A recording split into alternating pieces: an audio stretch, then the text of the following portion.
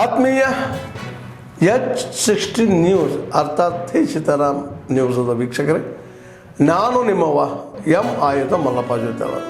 ತಾವು ಈಗ ಸುದ್ದಿಗಳ ಲೋಕಕ್ಕೆ ಎಂಟ್ರಿ ಹೊಡಿತಾ ಇದ್ದೀರಿ.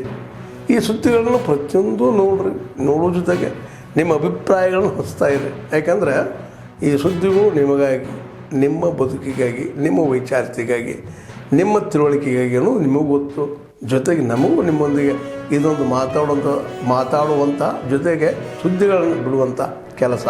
ಈ ಕೆಲಸದಲ್ಲಿ ನಾವು ನಿಮ್ಮೊಂದಿಗಿದ್ದೀವಿ ಅಂತ ಹೇಳ್ತಾ ನೋಡ್ತಾ ಇರಿ ಈ ಸುದ್ದಿಗಳನ್ನು.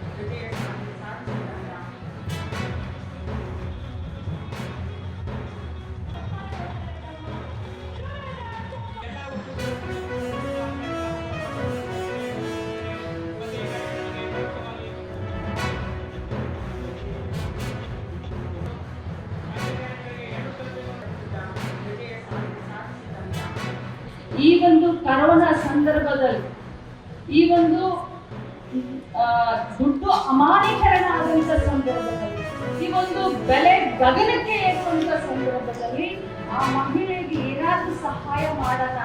ಪೆಟ್ರೋಲ್ ಬೆಲೆ, ಸಿಲಿಂಡರ್ ಬೆಲೆ ಹೆಚ್ಚಾದಂತ ಸಂದರ್ಭದಲ್ಲಿ ಮಹಿಳೆಗೆ ಒಂದು ಸಿಲಿಂಡರ್ ಆದ್ರೂ ಕೊಡೋಣ, ವಿದ್ಯುತ್ ಶಕ್ತಿಯನ್ನಾದ್ರೂ ಕೊಡೋಣ, ಪುಕ್ಕಟೆಯಾಗಿ ಬಸ್ನಲ್ಲಾದ್ರೂ ನಮ್ಮ ಮಹಿಳೆ ಓಡಾಡಲಿ ಅಂತ ಇಲೆಕ್ಷನ್ ಚಿಂತನೆಯನ್ನ ಮಾಡಿ ಬಹಳಷ್ಟು ಮಹಿಳೆಯರು ಇವತ್ತು ತಮ್ಮ ಸ್ವಾಭಿಮಾನದ ಬದುಕನ್ನು ಕಟ್ಟಲಿಕ್ಕೆ ಸ್ಟಾಲ್ಗಳನ್ನು ಮಾಡಿದ್ದಾರೆ. ನನಗೆ ನಿಜವಾಗ್ಲೂ ಇಲ್ಲಿ ನೂರಾರು ಸ್ಟಾಲ್ಗಳಿದ್ದಾವೆ.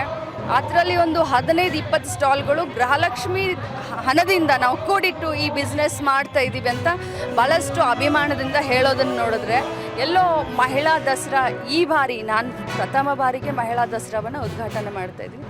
ನನಗೆ ಭಾಳ ಹೆಮ್ಮೆ ಅನಿಸುತ್ತೆ.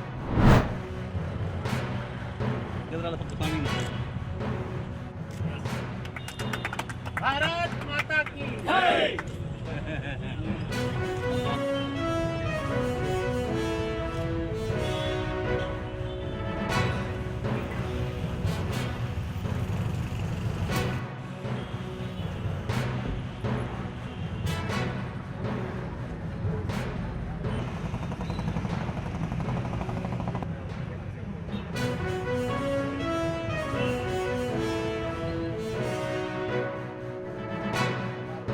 ಕೋಟಿಯಷ್ಟು ಆ ಯೋಜನೆ ಫಲಾನುಭವಿಗಳಿರ್ತಾರೆ. ಯಾಕಂದ್ರೆ ಪ್ರತಿ ರೈತ ಕುಟುಂಬವೂ ಕೂಡ ಆ ಫಲಾನುಭವಿ ಯೋಜನೆ ಅದು ಬಹಳ ಮಹತ್ವದ್ದು. ರೈತರು ಸಂಕಷ್ಟದಲ್ಲಿರುವಂಥ ಸಂದರ್ಭದಲ್ಲಿ, ಬಿತ್ತನೆ ಕಾಲದಲ್ಲಿ ಬಿತ್ತನೆ ಬೀಜಕ್ಕೂ ಕೂಡ ಕೆಲವು ರೈತರ ಹತ್ರ ಹಣ ಇರ್ತಿರ್ಲಿಲ್ಲ. ಅವರು ಸಾಲ ಸೋಲಕ್ಕಾಗಿ ಓಡಾಡಬೇಕಾಗ್ತಿತ್ತು. ಅದಕ್ಕಾಗಿ ನರೇಂದ್ರ ಮೋದಿಜಿಯವರು ರೈತರಿಗೆ ಕೊಡ್ತಕ್ಕಂಥ ಕೆಲಸ ಮಾಡಿದ್ದಾರೆ. ಕೃಷಿ ಸಂಚಾನಿ ಯೋಜನೆ ಒಳಗೆ ಮಾಡಿದ್ದಾರೆ, ನೀರಾವರಿ ಯೋಜನೆಗಳನ್ನು ಮಾಡಿದ್ದಾರೆ. ಅಷ್ಟೇ ಅಲ್ಲದೇ ರೈಲ್ವೆಗಳನ್ನು ಮತ್ತು ಏರ್ಪೋರ್ಟ್ಗಳನ್ನು ಎಲ್ಲದಕ್ಕಿಂತಲೂ ಭಾಳ ಮಹತ್ವದ ನಿರ್ಣಯ ಮಾಡಿದ್ದಾರೆ.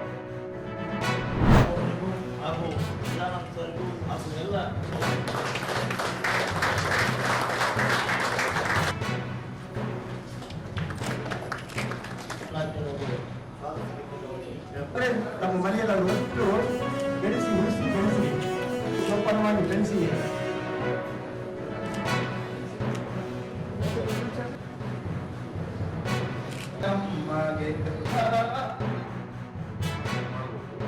ಸೊ ನಮಗೆ ಬೇಕಾಗಿದ್ದು ಇವಾಗ ಟೋಟಲ್ ಲೈಫ್ ಸ್ಟೈಲ್ ಎಲ್ಲ ಇಂಬ್ಯಾಲೆನ್ಸ್ ಆಗಿರೋದಕ್ಕೆ ನಾವು ಇವಾಗ ಮೆಂಟಲ್ ಸ್ಪೀಡ್ ಅಲ್ಲಿ ಇವತ್ತು ಎಷ್ಟೋ ಒಂದು ಬದಲಾವಣೆ ಆಗಿದಾವೆ. ಆ ಬದಲಾವಣೆನಲ್ಲಿ ನಮ್ಮ ಜೀವನನೂ ಬದಲಾವಣೆ ಆಗ್ಬೇಕು. ಸೊ ಹಾಗಾಗಿ ನಾನು ಎಲ್ಲರಿಗೂ ಕೇಳೋದು ಒಂದೇ ವಿಚಾರ, ನಮ್ಮ ಜೀವನ ಸುಖವಾಗಿ ಬಾಳ್ಬೇಕಂತಂದ್ರೆ ಭಾರತೀಯರಿಂದಲೇ ಬೆಳೆದಿರ್ತಕ್ಕಂಥದ್ದು. ಇಂಥ ಪರಂಪರೆಯನ್ನು ನಾವು ಮರಿಬಾರ್ದು. ಇವತ್ತು ಏನಾಗಿದೆ ಅಂದ್ರೆ, ನಮಗೆ ಆಯುರ್ವೇದ ಅಂದ್ರೆ ಸ್ವಲ್ಪ ಕಠಿಣ ನಮ್ಮ ಮೇಲೆ ನೀಡಿದ್ರು, ನಮ್ಮ ಜೀವನ ಶೈಲಿ ಅಂತ ಬದಲಾಯಿಸ್ಕೊಳ್ಬೇಕು.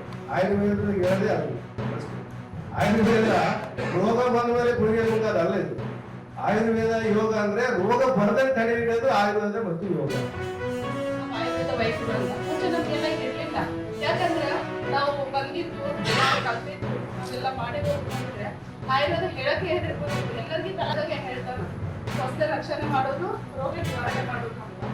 ರೋಗ ನಿವಾರಣೆ ಮಾಡ್ಬೇಕಂದ್ರೂ ನಾವು ಏನಂದ್ರೆ ಪ್ರಿವೆಂಟಿವ್ ತರ ಡಿಸೀಸ್ ಬಂದ್ಮೇಲೆ ಮತ್ತೆ ಇದು ತರ ಪರಿಸ್ಥಿತಿ.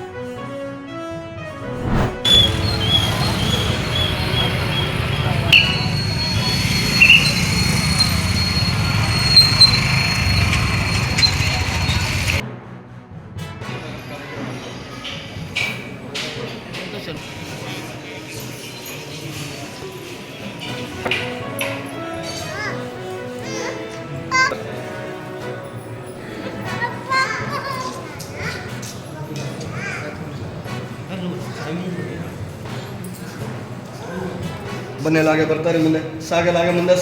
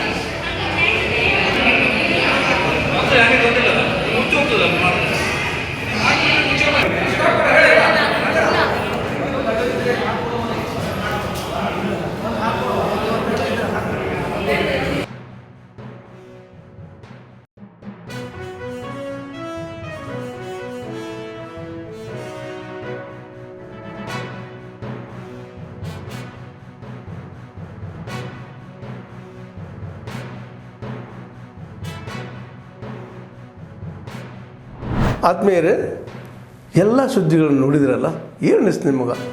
ಇದರಲ್ಲೇ ನಿಮ್ಗೆ ಲೈಕ್ ಆಗಿರ್ಬೋದು, ಡಿಸ್ಲೈಕು ಆಗಿರ್ಬೋದು, ಕಾಮೆಂಟ್ ಬೇಡಪ್ಪ ಅಂತೂ ಅನಿಸಿರ್ಬೋದು, ಕಾಮೆಂಟ್ ಮಾಡಬೇಕಪ್ಪ ಅನಿಸಿರ್ಬೋದು, ಶೇರ್ ಮಾಡಬಾರ್ದಪ್ಪ ಅನಿಸಿರ್ಬೋದು, ಅದು ಮಾಡಬೇಕು ಅನಿಸಿರ್ಬೋದು.